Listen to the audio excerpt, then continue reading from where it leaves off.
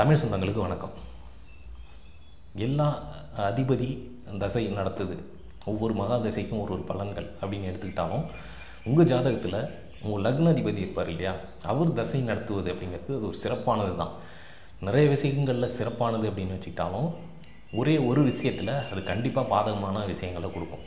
அதாவது ஈகோ, தான் அப்படிங்கிற அந்த அகம்பாவம், இதை கண்டிப்பாக கொடுத்தே தீர்வார். உங்கள் லக்னாதிபதி அது எந்த கிரகமாக இருந்தாலும் இருந்துட்டு போகுது, அது உங்களுக்கு இந்த ஈகோவை கொடுக்காமல் இருக்க மாட்டார். அப்படி ஒவ்வொரு லக்னத்திற்கும் 12 லக்னத்திற்கும் உங்கள் லக்னாதிபதி தசை நடத்தும் போது எந்த மாதிரியான பலன்களை தருவார் அப்படிங்கிறத தான் ஒவ்வொரு லக்னத்திற்கும் பார்க்க போகிறோம் ஒரு விளக்க ஜாதகத்தோட.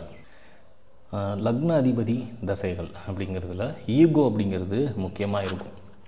இப்போது இதில் உதாரணத்துக்கு ஒரு கன்னி லக்னம்னு எடுத்துப்போம். இப்போ இதுக்கு லக்னாதிபதி யாராக ஒரு புதன்.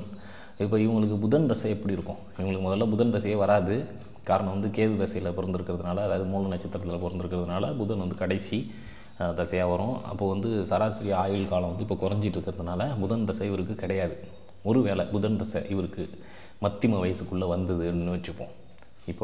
இப்போ இவருக்கு ஒரு 20 வயசுலேருந்து 60 வயசுக்குள்ளே அல்லது ஒரு 50 வயசுக்குள்ளே புதன் தசை வருது அப்படின்னு வச்சுப்போமே, இவருக்கு எப்படி இருக்கும், அந்த பலன் எப்படி இருக்கும் அப்படின்னு சொன்னால், புதன் ஈகோவை கொடுத்துரும்.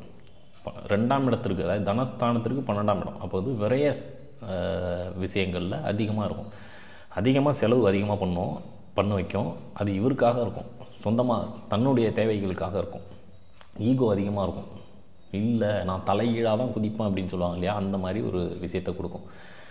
இங்கேருந்து நான் நடந்து போக வேண்டிய இடத்துக்கு கார் புக் பண்ணி போகிறது அப்படிங்கிறது நம்ம முரட்டு பிடிவாதம்லாம் கொடுக்கும். காரில் போக வேண்டிய இடத்துல தனியாக புக் பண்ணி ஒரு காரை எடுத்துகிட்டு போகிறது, ரெண்ட்டுக்கு எடுத்துகிட்டு போகிறது. இல்லை ஒரு பஸ்ஸில் போக வேண்டிய இடத்துல நான் எனக்கு தனியாக கேப் வேணும் அப்படின்னு சொல்கிறது. அல்லது ட்ரெயினில் போக வேண்டிய இடத்துக்கு ஃப்ளைட்டில் போகிறது. இப்படி ஒரு முரட்டுத்தனம் அதிகமாக இருக்கும். தனஸ்தானத்துக்கு 12ஆம் இடத்ததிபதி தசை நடத்துது அப்படிங்கிறதுனால கண்டிப்பாக விரயம் கொடுத்துரும். அது தனக்கான விரயமாகவும் இருக்கும். இப்போ இங்கே இவருக்கு இந்த குறிப்பிட்ட ஜாதகத்துக்கு இதை எப்படி பலன் எடுக்கலாம்னா, புதன் சுக்கிரன் ராகு கூட சேர்ந்துருக்காரு. வேறு எதுவும் கிரகத்தினுடைய பார்வை இல்லை, சேர்க்கை இல்லை. இப்போ என்னென்னா, இது எல்லாமே சாஃப்டான கிரகங்கள். செவ்வாயோ அல்லது குருவோ சனியோ சூரியனோ இந்த மாதிரி ராஜகிரகங்கள் அப்படின்னு சொல்கிறதில்ல சேர்க்கை தொடர்பு பெற்றுட்டு இருந்தால் அங்கே முரட்டுத்தனம் சேர்ந்துடும். இங்கே முரட்டுத்தனம் இருக்காது, கொஞ்சம் கூலாக இருக்கும். ஆனால் எப்படின்னா, பேசி உன் தொல்லை தாங்க முடியல, சரி வா வந்து தொலை அப்படின்னு சொல்லுவோம் இல்லையா, அந்த மாதிரி ஒரு சாஃப்ட் கார்னர் உள்ளதாக இருக்கும். ஆனால் பலன் எல்லாம் ஒன்று தான். செலவு இருக்கும், ஈகோ இருக்கும். ஆனால் என்னென்னா, அது முரட்டுத்தனமாக இல்லாமல் சாஃப்டாக இருக்கும். தொல்லைகள், அந்த நச்சரவுன்னு சொல்லுவோமா, தொந்தரவு, நச்சரிப்புகள், இந்த மாதிரியான விஷயங்களில் இவங்க காரியம் சாதிப்பாங்க. ஆக மொத்தம் இந்த பலன்கள் செஞ்சே தீரும். என்னென்னா, ஈகோ கொடுத்துரும். தான் ஜெயிச்சே ஆகணும்னு என்ன கெஞ்சி ஜெயிப்பாங்க, அவ்வளோதான். இப்போ இதே குருவோ அல்லது சூரியனோ அல்லது செவ்வாய் இருந்ததுன்னா மிரட்டி ஜெயிப்பாங்க. இதுதான் வித்தியாசம். ஜெயிப்பாங்க, ஈகோ இருக்கும், ஆனால் கொஞ்சம் சாஃப்டாக இருக்கும், அவ்வளோதான். இதுதான் இந்த வீடியோ மூலமாக நான் உங்களுக்கு புரிய வைக்க முயற்சி பண்ணது.